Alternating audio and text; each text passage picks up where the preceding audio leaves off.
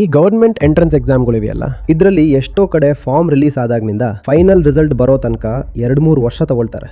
ಬರೀ ಒಂದು ಎಕ್ಸಾಮ್ ತಾನೇ ಅದು. ಎಕ್ಸಾಮ್ ತಗೊಂಡು 2 ಅಥವಾ 3 ತಿಂಗಳಲ್ಲಿ ಮುಗಿಸ್ಬಿಡಿ, ರಿಸಲ್ಟ್ ಕೊಟ್ಬಿಡಿ. ಆದ್ರೆ ಸ್ಪೆಷಲಿ ಈ ಸ್ಟೇಟ್ ಲೆವೆಲ್ ಎಂಟ್ರೆನ್ಸ್ ಎಕ್ಸಾಮ್ಗಳಲ್ಲಿ ಎಷ್ಟೋ ಸಲ 3 ವರ್ಷ ಆಗೋಗುತ್ತೆ. ಎಷ್ಟೋ ಸಲ ಕೋರ್ಟ್ಗೆ ಹೋಗಿ ಕೇಳಬೇಕಾಗತ್ತೆ, ಎಕ್ಸಾಮ್ ಯಾವಾಗ ಆಗಿತ್ತು, ಇನ್ನು ಯಾಕೆ ರಿಸಲ್ಟ್ ಡಿಕ್ಲೇರ್ ಮಾಡಿಲ್ಲ ಅಂತ. ಆದರೆ ರಿಸಲ್ಟ್ ಡಿಕ್ಲೇರ್ ಆಗಿಲ್ಲ ಅಂದರೆ ಮಿಕ್ಕಿರೋದೇನು?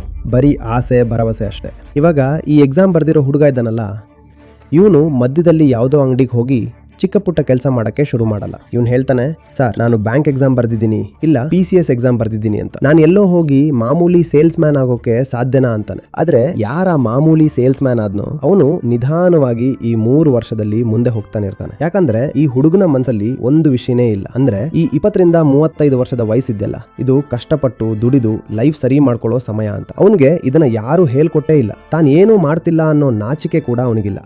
ಅವನು ಆರಾಮಾಗಿ ಕೂತ್ಕೊಂಡು ಏನ್ ಹೇಳ್ತಿದ್ದಾನೆ ಅಂದ್ರೆ, ನಾನು ಇನ್ನು ತಯಾರಿ ಮಾಡ್ತಿದ್ದೀನಿ ಅಂತ.